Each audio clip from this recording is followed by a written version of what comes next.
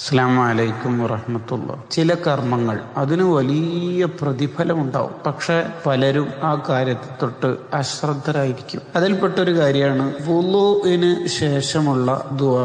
അതിന്റെ പ്രതിഫലം എത്ര വലുതാണ്. ഒരാൾ വുളൂഇനെ നന്നാക്കുകയും ആ വുളൂഇന് ശേഷം അശ്ഹദു അല്ലാ ഇലാഹ ഇല്ലല്ലാഹ് എന്ന് തുടങ്ങുന്ന ദുആ നടത്തുകയും ചെയ്താൽ അവന് എന്തുമാത്രം പ്രതിഫലമുണ്ട്. ഒന്നാമത്തത്, അവന്റെ പാപങ്ങളൊക്കെ പുറത്തു കിട്ടും. ഇമാം അബൂ യഅല റളിയല്ലാഹു അൻഹു ഉദ്ധരിക്കുന്ന ഹദീസിൽ കാണാം. രണ്ടാമത്തത് വളരെ പ്രധാനമാണ്. സ്വർഗത്തിലെ 8 വാതിലുകളും അവന് തുറന്നു കൊടുക്കും. യദ്ഖുലു മിൻ അയ്യിഹാ ശാഅ, ഏത് വാതിലൂടെയും പ്രവേശിക്കാവുന്നതാണ്. സ്വർഗം എന്ന് പറഞ്ഞാൽ നമുക്കറിയാം 8 വാതിലുകളുണ്ട്. ഈ 8 വാതിലുകളുടെ ഒരു വാതിലിൽ നിന്ന് അടുത്ത വാതിലിലേക്കുള്ള ദൂരം 70 കൊല്ലം സഞ്ചരിക്കാൻ മാത്രം ദൂരം ഉണ്ടാവും 2 വാതിലുകൾക്കിടയിൽ. അത്രയും വിശാലമാണ് സ്വർഗത്തിലെ സംവിധാനം എന്ന് ഇബ്നു ഖയ്യിമുൽ ജൗസിയുടെ നൂനിയയിൽ കാണാം. സ്വർഗത്തെക്കുറിച്ച് വളരെ നല്ല ചർച്ചകൾ നടക്കുന്ന ഗ്രന്ഥമാണത്. അത്രയും വിശാലതയിലുള്ള സ്വർഗത്തിലെ വാതിലുകൾ അവന് വേണ്ടി തുറക്കപ്പെടും. അതൊരു ആദരവാണ്. ഏതിലൂടെയും നിങ്ങൾക്ക് കയറാം. എന്തൊരു വലിയ ആദരവാണത്. അതുപോലെ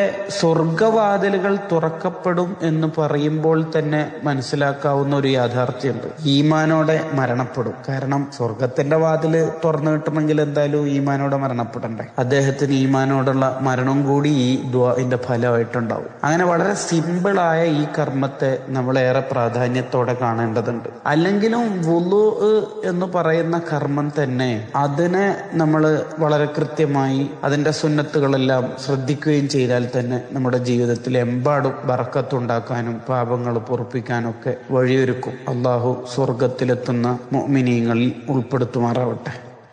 SSF കണ്ണൂർ.